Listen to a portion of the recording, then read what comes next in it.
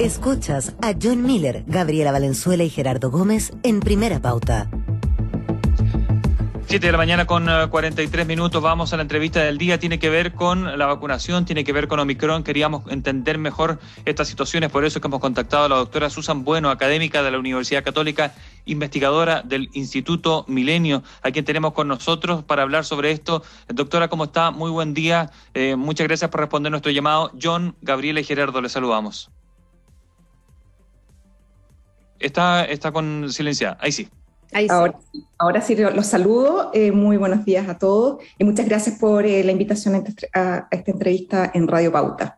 Buenos días, gracias por acompañarnos. Bueno, tal como decía Gerardo, queremos hablar de lo que está ocurriendo con Omicron. Hay mucho temor por esta nueva variante del coronavirus. Los científicos están tratando de saber su transmisibilidad y si evade las vacunas actuales. ¿Qué se sabe hasta ahora de esta nueva variante?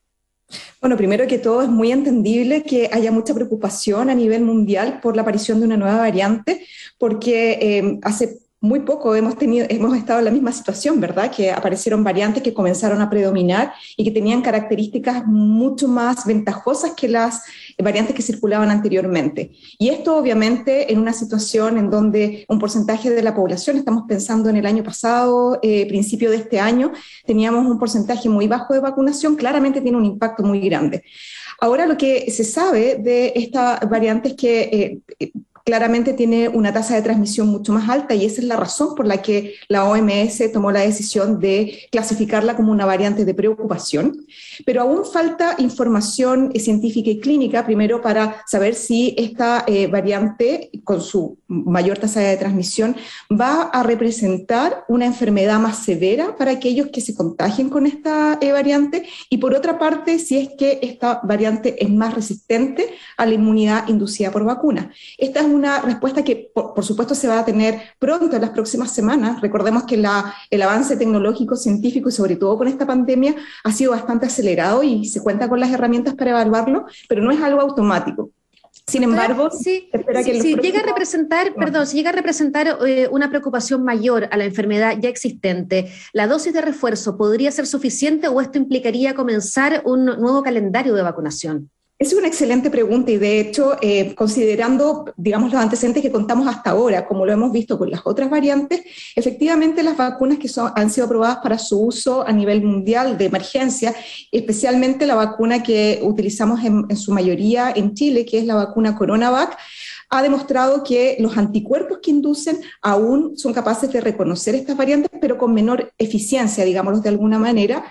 Pero la otra rama de la inmunidad que inducen las vacunas, y especialmente esta vacuna CoronaVac, que contiene el virus completo, ¿verdad?, es capaz aún de reconocer varios de estos elementos que tienen estas variantes de los virus que no cambian entre ellos. Por lo tanto, uno podría anticipar que si esta variante efectivamente tiene esta capacidad de que con todos estos cambios que tiene la proteína, digamos, que necesita para la infección, evade la respuesta de anticuerpos, ya contaríamos con una inmunidad celular que nos permitiría defendernos mejor. Sin embargo, nuevamente esto tenemos que irlo viendo a medida que vaya progresando digamos, el contagio y la situación epidemiológica a nivel mundial, porque este virus también nos ha demostrado todo el tiempo que tiene características bien particulares que uno de repente como científico no se las anticipa. Pero considerando lo que hemos visto con las otras variantes, efectivamente la vacunación sería una medida de estar mejor preparado y, por supuesto, la dosis de refuerzo permite elevar estos niveles de anticuerpos y de células para tener una mejor preparación. Por eso es tan importante que las personas rezagadas se vacunen, los que tienen la posibilidad de aplicarse la tercera dosis lo hagan, porque esto va a preparar mejor al organismo para enfrentarse a un virus que puede ser un poco distinto a los que ya conocemos y las vacunas son basadas en esos virus anteriores, ¿verdad? Usted escucha a esta hora en Primera Pauta a Susan Bueno, académica de la Facultad de Ciencias Biológicas de la Universidad Católica, investigadora del Instituto Milenio de Inmunología e Inmunoterapia y directora además científica del estudio científico clínico fase 3 en Chile para CoronaVac. Doctora Bueno, entonces sabemos hasta aquí que la alerta, por así decirlo, que pone la OMS es porque se contagia muy fácil Omicron, pero no significa eso que sepamos que es peligrosa o muy amenazante para nuestra integridad, ¿cierto? ¿De qué depende Primero, ¿cuándo vamos a saber eso? Si toma mucho tiempo o nunca lo vamos a saber, quizás no lo tengo idea de eso. Y lo otro, ¿qué relevancia tiene el que dicen que tiene 32 mutaciones? ¿Eso es sinónimo que se potenció en esas 32 mutaciones o que pudo ir hacia un camino sin salida y, comillas, volverse buena persona, como escuché por ahí? Muy buenas preguntas, y la primera es justamente... pensamos, dado como ha demostrado que su transmisibilidad, la capacidad de transmitirse de persona a persona es muy rápida, posiblemente pronto vamos a tener antecedentes de cuál es el cuadro clínico que genera esta variante. Y eso va a ser importante verlo en otros países, sobre todo, lamentablemente, en aquellos países en donde las tasas de vacunación son muy bajas, porque justamente van a ser las personas más susceptibles a infectarse y posiblemente a desarrollar todo el espectro de enfermedad que esta variante pudiese generar. Actualmente son datos muy preliminares, en todo caso. Se ha visto que las personas que están infectadas con esta variante no desarrollarían una enfermedad mucho más severa. Sin embargo, es importante analizarlo en un grupo más importante de personas, sobre todo cuando se mezclan, por ejemplo, comorbilidades, otros factores como edad o otras condiciones que pudiesen hacer a las personas más susceptibles. Ahora, con respecto a lo de las mutaciones, claramente, presenta muchos más cambios las proteínas de este virus. Estamos hablando de estas 32 mutaciones a nivel de la proteína Spike, que es una de las proteínas que tiene el virus, que está en la superficie de la partícula viral y que es requerida para ingresar a las células del humano y infectarlas. Y de hecho, en la zona que es como la más clave, como si pensamos en una llave y cerradura, en la llave que utiliza el virus para abrir la puerta, tiene 15 mutaciones. Y eso significaría que justamente cómo funcionan los anticuerpos neutralizantes es que se unen a esos sectores para evitar esta unión. Y si hay cambios, por eso es tanta la preocupación, porque si hay cambios en esta zona, claramente los anticuerpos que han inducido las vacunas anteriormente podrían no funcionar. Sin embargo, como mencioné anteriormente, el virus cuenta con muchas otras proteínas y las vacunas inducen elementos de protección contra muchos otros flancos, por muchos otros lados que tiene el virus donde se pueden atacar. Entonces, lo que se anticiparía es que eventualmente podrían aumentar los números de contagio, pero para las personas vacunadas posiblemente la enfermedad más severa estarían protegidas. Como decía anteriormente, lamentablemente hay muchos países a nivel mundial que la tasa de vacunaciones son muy bajas. Y por lo tanto, esto significaría que además que están más susceptibles a la infección, el virus encuentra, digamos, como un campo de entrenamiento para poder generar nuevas mutaciones. Y eso es un peligro que justamente las autoridades sanitarias internacionales están poniendo la alerta desde hace mucho tiempo, que es necesario una mejor equidad de las vacunas y no solamente, digamos, que estén disponibles las vacunas para los países que aún no tienen bajas tasas de vacunación, sino que la logística también hay un apoyo en ese sentido, que lleguen las vacunas, que se puedan almacenar, que lleguen al brazo de las personas y que obviamente las personas quieran vacunarse. O sea, al final de cuentas, lo que la OMS trata de hacer es evitar la propagación para que este virus no encuentre, o esta nueva cepa no encuentre terreno fértil para poder nuevamente tomar fuerza y volverse mucho más peligroso. Eso. Correcto. Tal cual.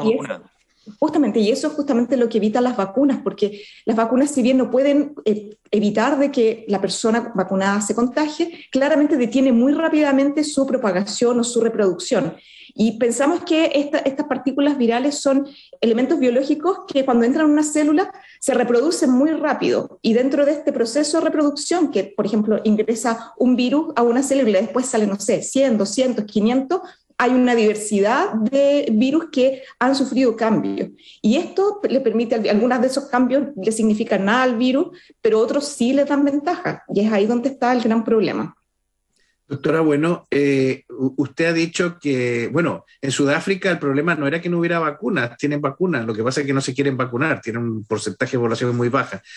¿Usted es partidaria de hacer obligatoria la vacunación? Yo creo que más que hacerla obligatoria, obviamente lo importante es educar al máximo y entregar el máximo de transparencia a la comunidad respecto a cómo funcionan las vacunas, cómo se producen las vacunas y los datos que se tienen actualmente de los estudios científicos clínicos que comparan los efectos adversos de las vacunas respecto a los efectos adversos que produce una infección del virus a una persona no vacunada. Yo creo que ahí en ese sentido, obviamente hay un grupo de personas que nadie los va a convencer de que la vacuna es la opción, pero hay muchos otros que tienen duda y es muy lógico porque ha sido un proceso bastante rápido, la generación de vacunas, pero que se han hecho con todas las condiciones que son necesarias para poder, digamos, asegurar que son seguras, que son capaces de inducir inmunidad y que son efectivas. Entonces, esto significa de que efectivamente está la información para que la persona tome una decisión informada. Y en términos de, claramente, no solamente la persona que no se vacuna se pone en riesgo ella misma, sino que pone en riesgo al resto de la comunidad, ¿verdad? Por eso uno piensa en vacunas obligatorias. Pero yo soy más partidaria de la posibilidad de mayor información y eventualmente incentivos también. Para convencer más que vencer. Exacto, tal cual. Doctora, ¿es esta nueva cepa una evolución de la variante Delta? ¿Y cuál sería aquí el enemigo real? ¿El avance de Omicron o una nueva ola de la variante Delta?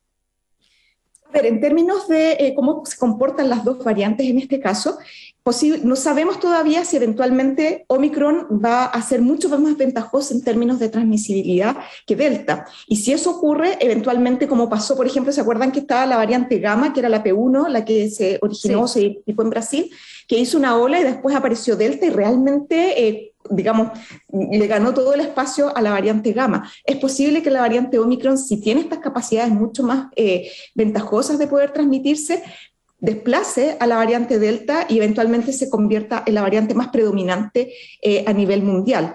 Ahora, como mencioné anteriormente, si coexisten estas dos variantes, no hay evidencia que muestre que si una persona, por ejemplo, está infectada con las dos variantes, se pueda generar o se pueda potenciar una variante mucho más, digamos, cambiante o mucho más transmisible. Pero sí lo que puede ocurrir, como mencioné anteriormente, y creo que es lo más peligroso, es que las personas no vacunadas al infectarse con esta cepa más transmisible, pueda generar nuevos cambios, que ahora genere una, no sé, como pasó con Delta Plus, que genere una Omicron Plus. Por eso es importante la vacunación. Yo estaba leyendo una declaración que había hecho el director del Consejo Científico de Francia, que detectó hoy día un primer caso de Omicron, y él decía que el enemigo real es la quinta ola con la variante Delta.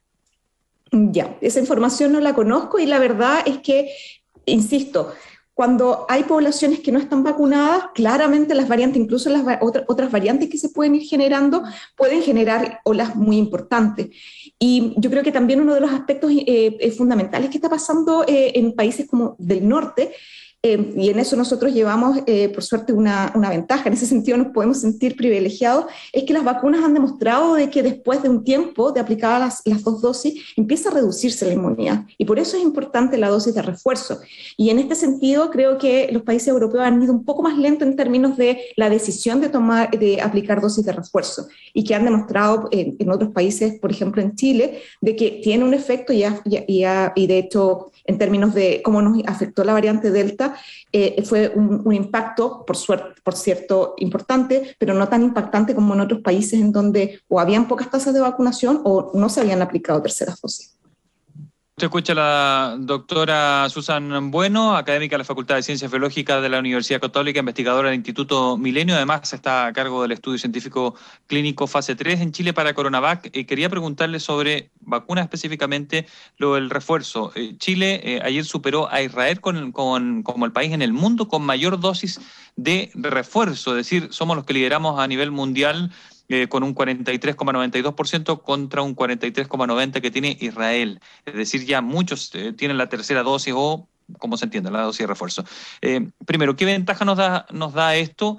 Y ya que usted está en este estudio, ¿usted qué tan avanzado tiene la investigación como para decir que ya requerimos y cuándo la cuarta dosis, por decirlo de alguna manera?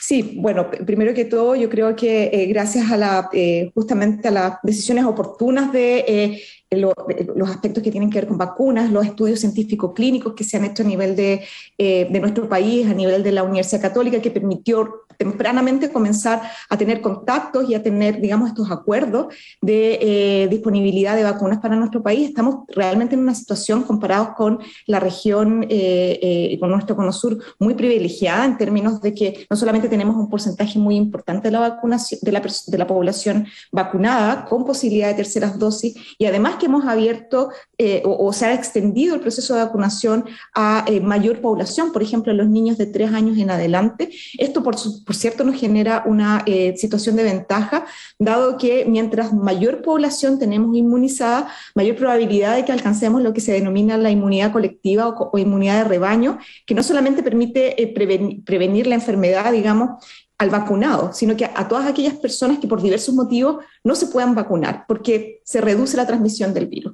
Y también nos prepara frente a una eventual, y esto lamentablemente es inminente, llegada de nuevas variantes que se van generando en otros países, ¿verdad? Ahora, justamente la importancia de los estudios científico-clínicos, además de los que les comentaba, que esto fue un pie muy importante para poder tener acceso temprano a vacunas, es que nos permite evaluar en nuestra población chilena, en nuestra población nacional, cómo las vacunas funcionan. Y uno de los aspectos muy importantes que nosotros hemos ido evaluando en el estudio científico-clínico es cuánto dura esta inmunidad. Y de hecho, cuando se hicieron los análisis de 6 meses después de la primera dosis que se aplicó a los voluntarios, se observó una baja, una reducción a la inmunidad. Claramente esta información fue importante dentro de todos los antecedentes que se consideraron para indicar una dosis de refuerzo. Y justamente ahora en este mes de diciembre se está completando, digamos, un año desde que partió este estudio clínico, y estamos haciendo los análisis justamente de qué pasa con la inmunidad después de la tercera dosis. ¿Se mantiene? ¿Baja? ¿Cuánto baja? Y esta información va a ser súper clave para decidir en cuánto tiempo más debería aplicarse una dosis adicional. Todavía no se sabe.